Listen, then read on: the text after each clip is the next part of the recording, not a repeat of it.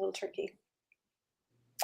Hello, hello. I believe we're live, except for Instagram. It's kind of tricky right now. It's not wanting to go. No worries. So welcome. I am Jamie Lee, your host and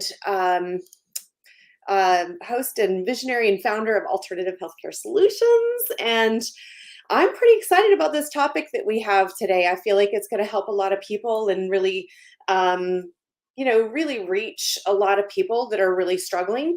But it's actually a really sensitive topic. So I want to, go about it gently and really just let people know that we're here for support. We're here for hearing you. I think that's the most important thing is people want to be heard and they need to be validated, that this process is difficult. But the topic today is fertility, infertility, and the identity shift. And this kind of been the theme all month. We did a roundtable discussion earlier this month, a couple of weeks ago. And now I wanted to introduce to you our main keynote speakers. So I want you to welcome Lisa and Denny. And I'm going to butcher your last name. That's probably one of the questions I should have asked before we went on live. So you guys can feel free to say your last name. Czak. Lisa and Denny Czak. It's easier than it looks. Okay. Yes, certainly. But yeah, we're talking about the fertility and fertility journey and the identity shift that happens.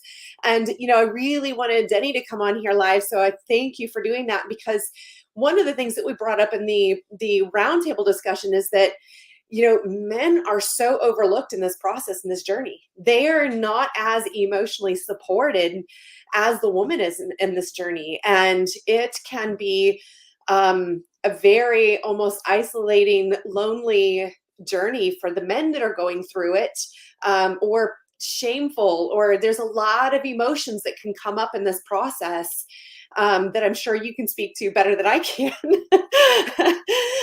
But I just wanted to kind of give our audience an idea of who you are and what to be expecting. We have a main event coming up. I'm sorry, not January. My brain is fried. July 27th, and it'll run from 8 a.m. Central Standard Time to 8 p.m. Central Standard Time. And it'll have workshops every hour on the hour with all supporting alternative solutions for infertility and the whole identity shift and everything that happens during that process. So welcome. I'm so excited you're here, and tell us a little bit about yourselves. Well, we went through 6 years of infertility, 11 IVFs, and multiple miscarriages. And we finally had a baby on our 11th IVF. She was a poor quality frozen embryo. They did not even want to freeze her because they said she probably wouldn't survive the thaw. And I was like, that's my baby. You better freeze her. That is my baby. And that was our last chance. We had spent over 70 grand by then.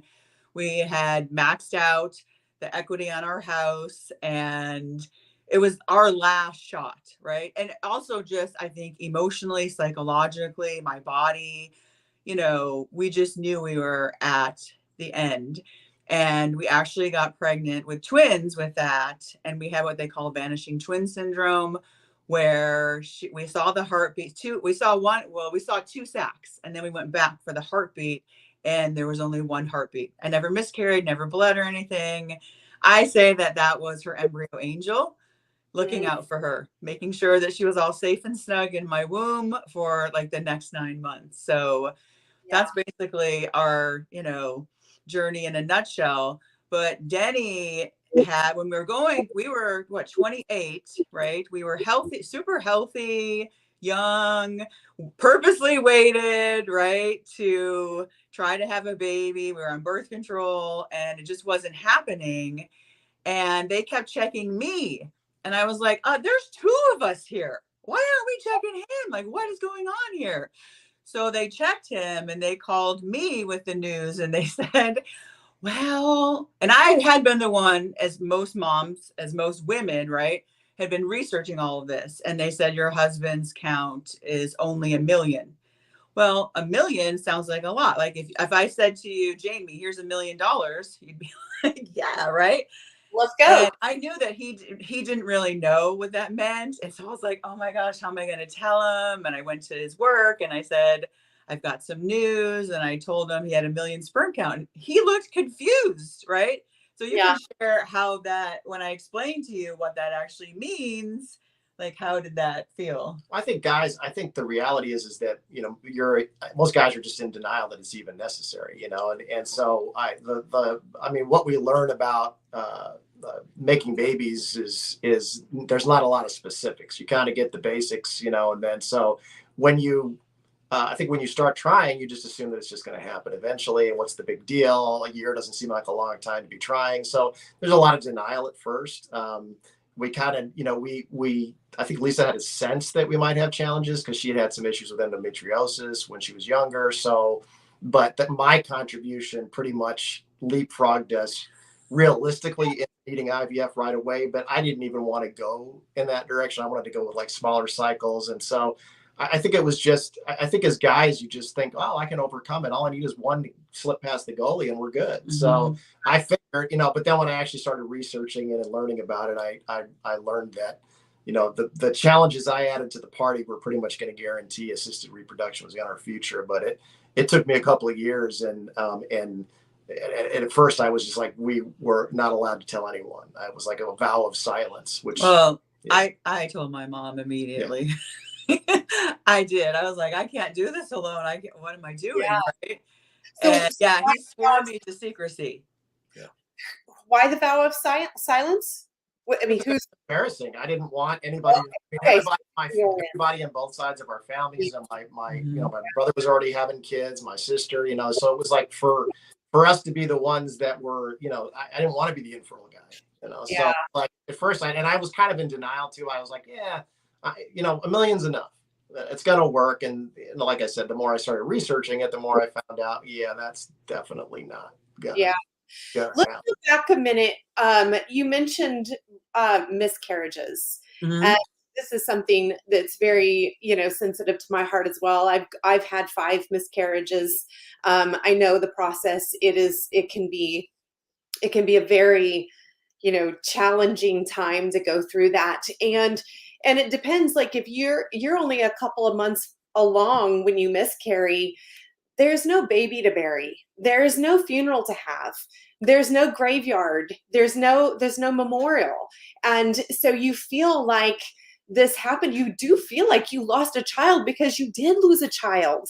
Mm-hmm. But that you have nothing to put that marker down. You have no cause in society's eyes to wear black and mourn, right? You're just kind of, oh, it's just a number. Oh, I had a miscarriage. It's just this thing that it's kind of like saying, I had an ingrown toenail. It's just this thing that we put off. But truly, I think that we have to be validated in that. That was a life that was in us, that we started, that we lost. And the emotions that brings can be so challenging because, like I said, it's almost not validated. It's almost like just a passing away or passing off as some little insignificant thing. But it really, truly is an emotional experience that's really devastating. How did you heal during that process from those past miscarriages that kept you going to try again?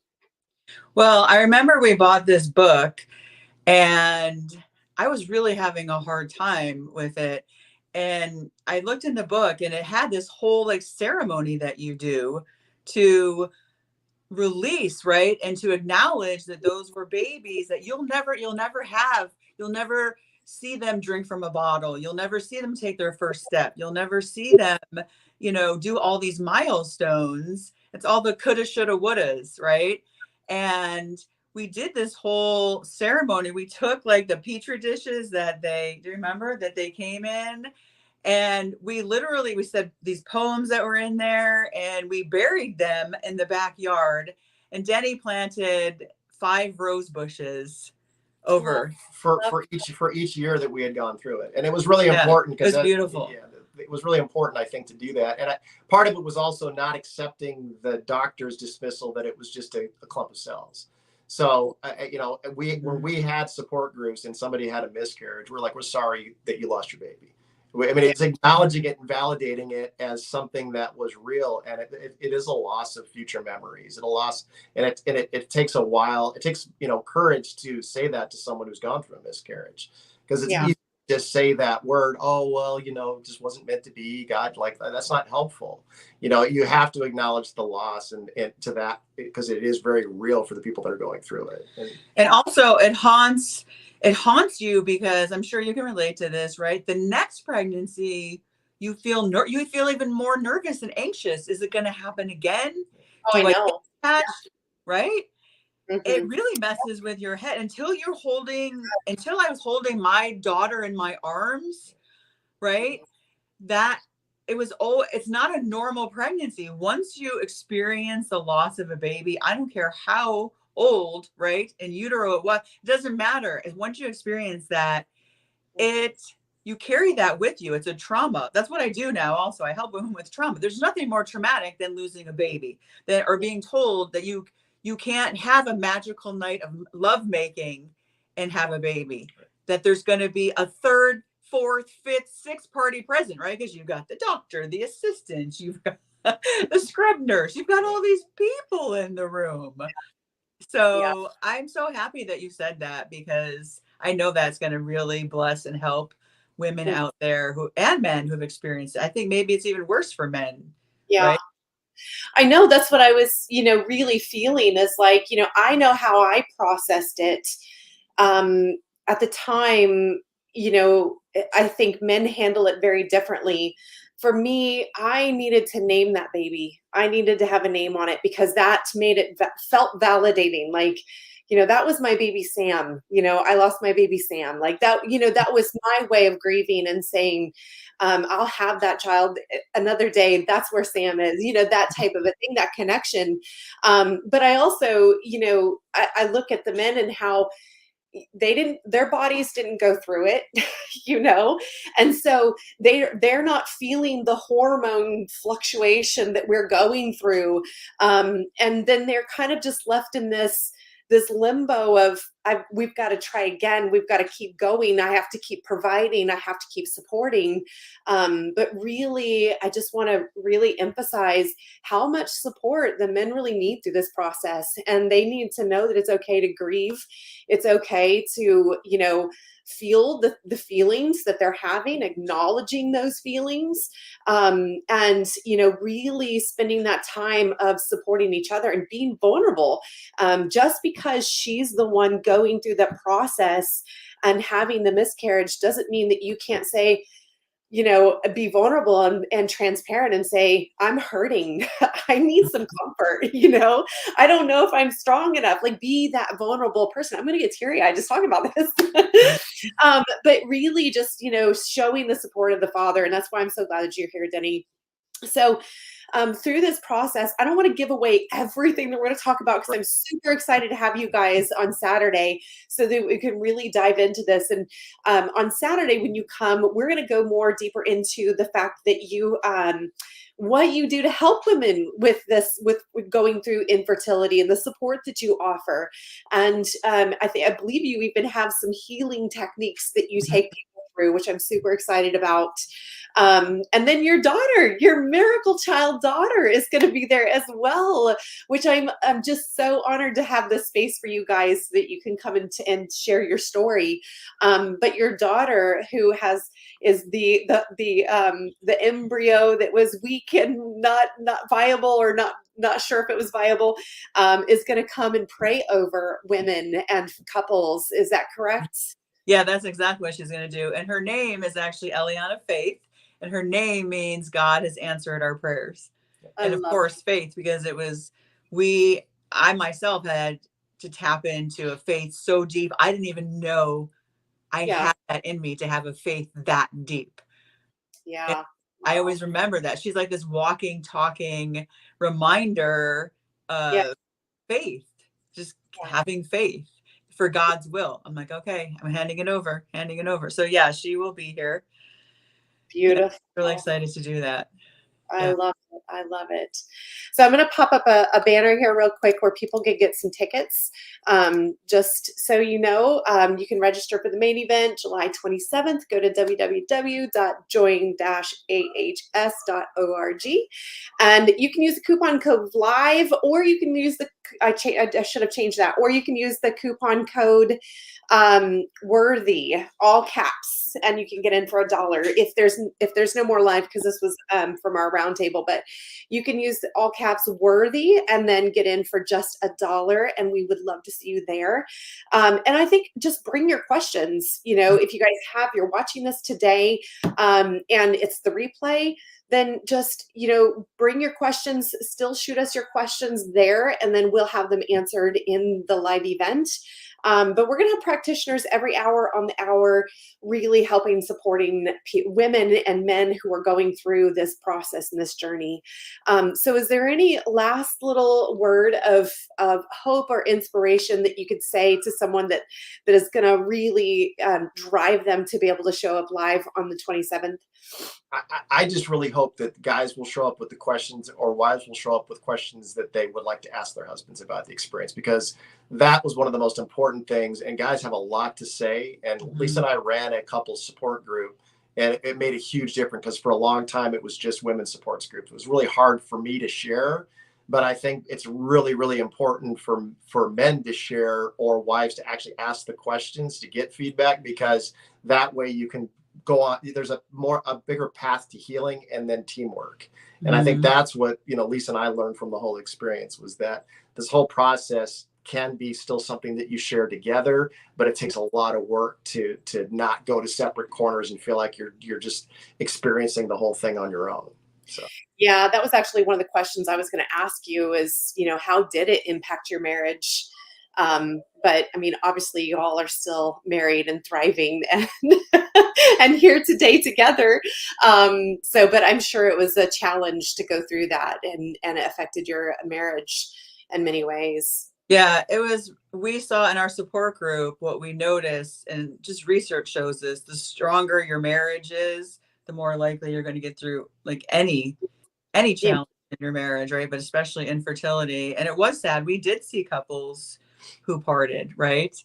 Who, I remember one time you said to me in our marriage, you were so frustrated, and you said, it just feels like the potential of the three of us is more important than the two of us. Wow. That's deep.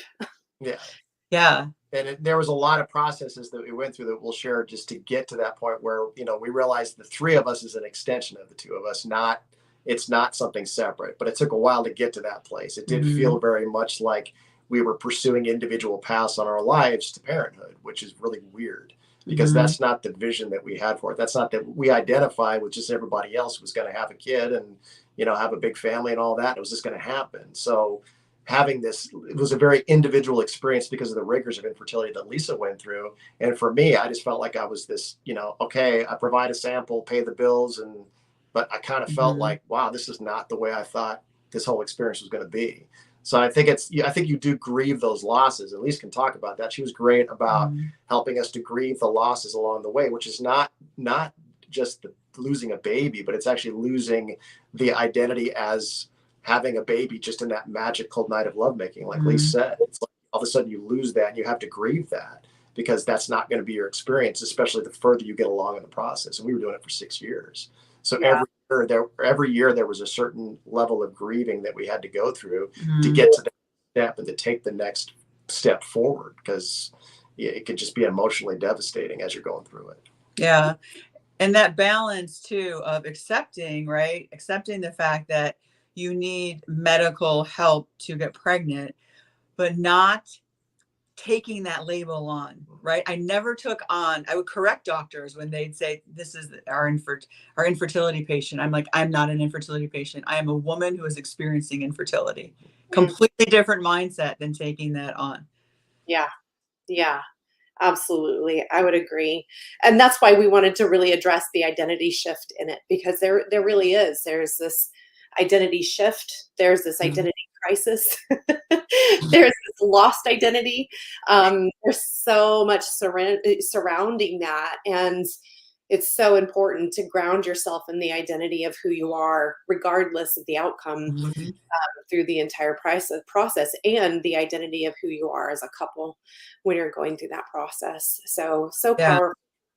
Yeah. Well, So thank you enough for just doing this topic. I love that you're doing this topic and shining a light on, because it feels like Danny said, it feels very shameful. It feels like you're in the dark. It feels like you're in the corner in the dark. And so I love that you're shining a light on it and saying, okay, what can we do? So anybody that has questions, we would love to answer questions. We want to tailor this to what you actually need and what you actually want.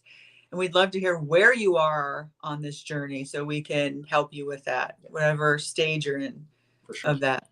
Why don't you quickly give me an email address or a Facebook page or something that I can send people to, so they can connect with you prior to the event, and I'll throw it up in the banner.